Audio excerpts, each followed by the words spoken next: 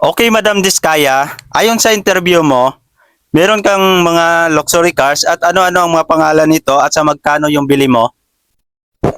Um, yes po, Your Honor.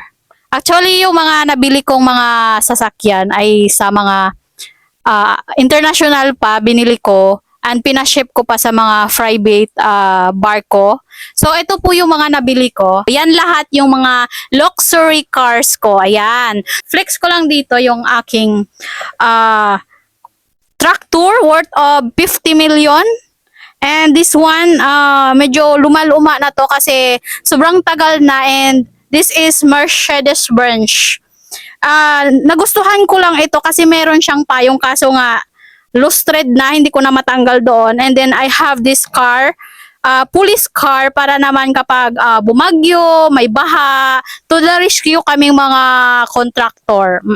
Tapos I got this one, my favorite, McQueen. This one, I bought it, I think 100 million, this one, Your Honor.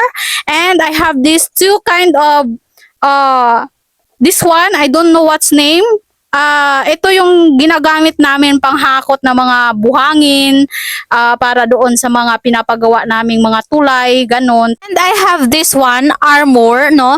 Sinadya ko talaga ito na bilhin, and worth siguro mga 200 million ito, at pinasadya ko nga itong bilhin kasi kapag merong mga kurakot, so dito namin nilalagay at dinideliver lang namin doon sa stock room namin. Hindi na vault na maliit yung ginagamit namin, kundi kwarto na. Kaya ito na yung ginagamit. Ito yung private namin na Armor.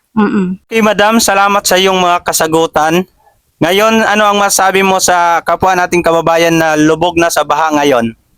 Thank you, Your Honor, sa inyong pag-interview. Kaya sa mga kapwa ko, kababayan, kapag gusto nyong magkaroon ng maraming sasakyan, mamahaling sasakyan, magkaroon ng malaking bahay, mag-travel kung saan-saan, ano pang inaantay nyo? Mag-aral na kayo at mag-apply bilang kontraktor.